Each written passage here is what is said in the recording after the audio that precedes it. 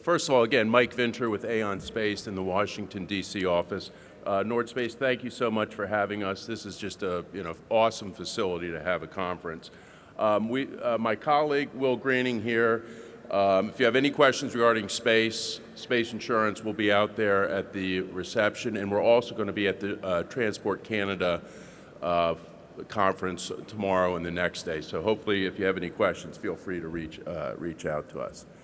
So what I'm going to just give a brief overview of what's available as far as what type of space insurance there is, and then I'll go a little bit into some launch liability regulations. I know Canada's working through that. The U.S. obviously has been launching for some time now and has a more mature program in place. So I'll talk a little bit about that, and hopefully Canada can take what they like from that and from some other regimes.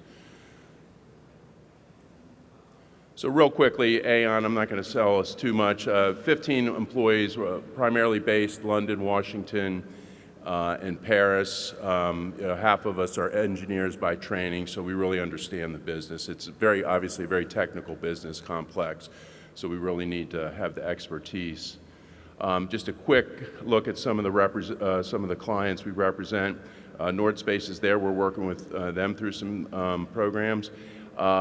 GEO, MEO operators, as we get into the insurance a little bit, they're the bread and butter of the space insurance industry as far as they have the big high-value programs. Insurance premiums are pretty high. They obviously have some of the biggest losses as well, but that's the bread and butter of the industry.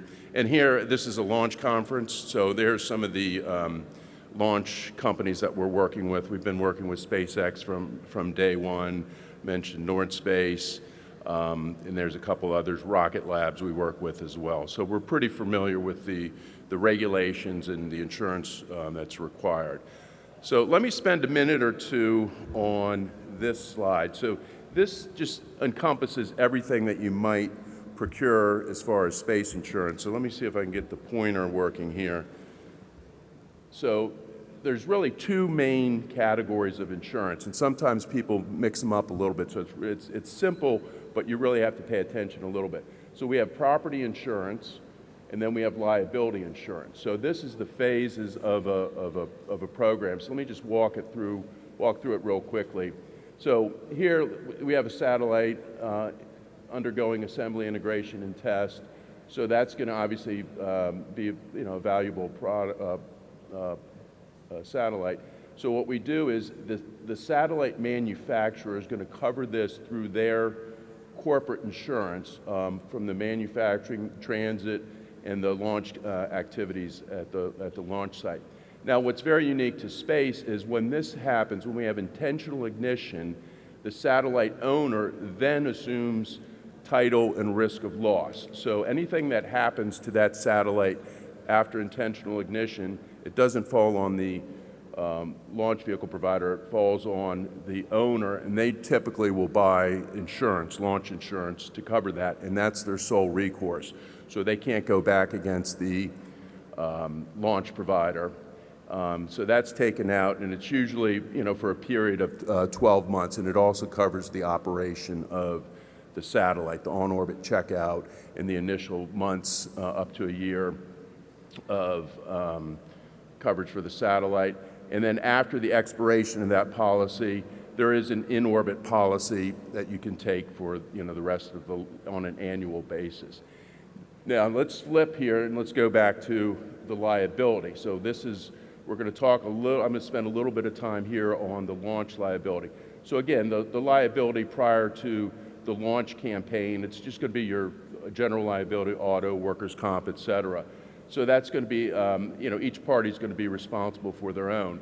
But then once the launch campaign starts, and now I'm talking about, obviously this is in the US, we're talking about the FAA, which regulates the launch liability. So during the launch campaign, the pre-launch up until some period in time as specified in the license, the launch service provider has to procure insurance. So the launch license, and I'll get into that in a moment, will cover everybody who's party to that launch. And then once the launch campaign, the launch is over, if an satellite owner-operator wants in-orbit liability, it's available as well. So let's dig into so again, we're talking third-party liability now, not the asset value. So here are just some general principles that apply really to every country, and then each country handles that, these obligations slightly different. But it all stems from the 1972 convention that all the major countries have signed on to.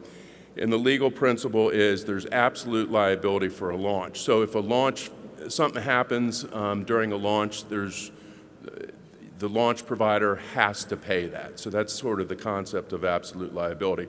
Now, once we get on orbit, it changes and it's fault-based. Fortunately, we haven't really had a lot of issues on orbit, but we do. I've been doing this for 25 years, and I remember 25 years ago people talking about how we're going to have all these collisions and people would be suing everybody, and fortunately that has not happened. So again, the launch provider procures insurance based on what their local regulators say.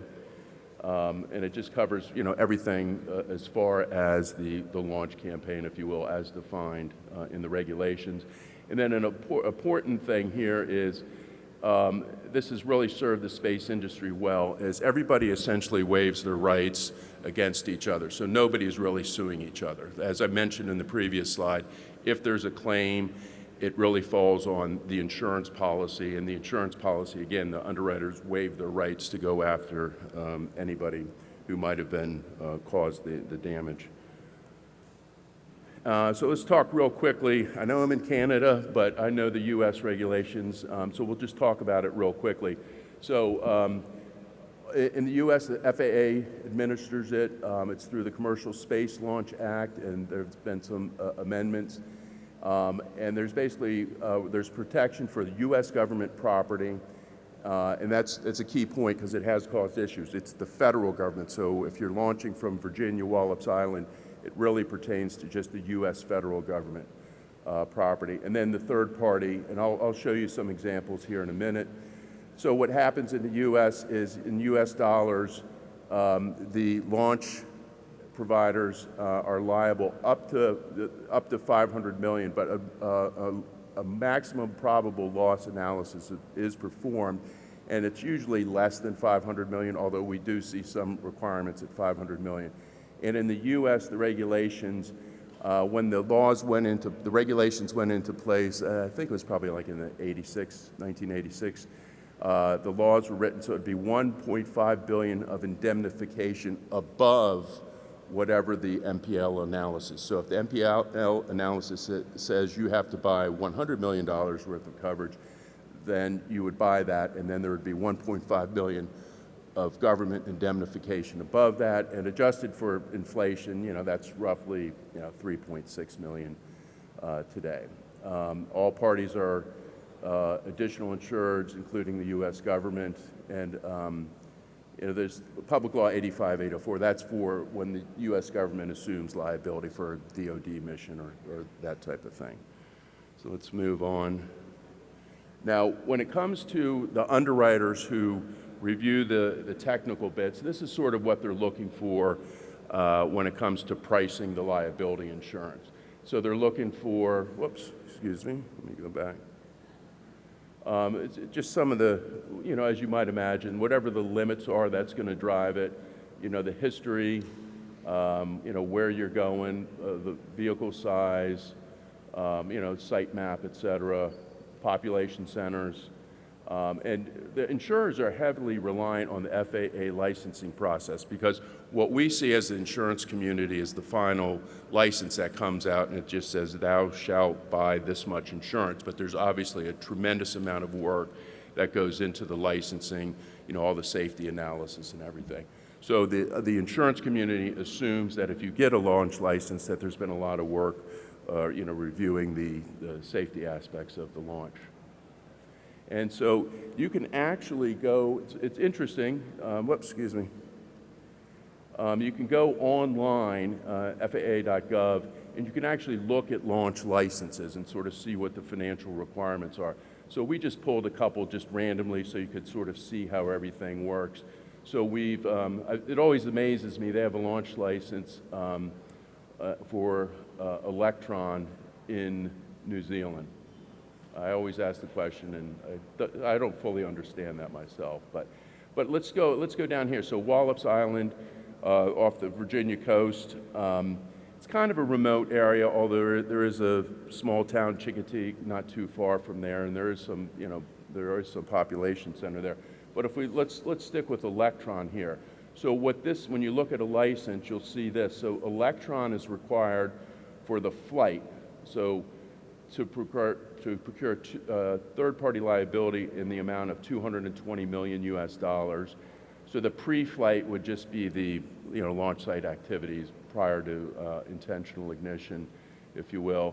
And then U.S. government property. So the U.S. government will figure out how much property they have in the vicinity. So if the pre-flight, they're concerned that they have $16 million worth of equipment, buildings, et cetera, that could be damaged. And then here is for the flight. So that's kind of, and again, it's interesting if you like this type of thing. All the licenses are made available on their website. Okay, and then just a quick compare and contrast. So the U.S. does not have any liability requirements for on-orbit activities. Now, in the UK, they've taken a slightly different approach, and I know they're reviewing their current regulations as we speak. I met with a couple of my colleagues, and they're reviewing their requirements now. But the one thing that, I'm not going to go through everything here, because they follow a similar kind of regime that we do, but the one big thing is they require third-party liability for in-orbit activity. So if you have a satellite that you want to launch under a UK license, if you will, you're going to have in-orbit coverage, liability coverage, third-party liability coverage. And basically the standard in the UK is roughly 60 million, but that changes a little bit by the mission. So they'll look at the safety, whatever you're doing to make the risk reduced, and they can cut you a little slack sometimes.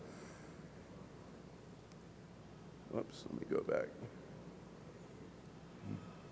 All right, and let me go back here. And I think I'm going to go ahead, I only have about a minute left. I'm going to end on this. And again, just want to let you know we're here, so if anybody has any questions, I buzzed through this very quickly, but if anybody has any questions regarding the regulations or the just space insurance in general, please reach out to me or Will. Thank you very much.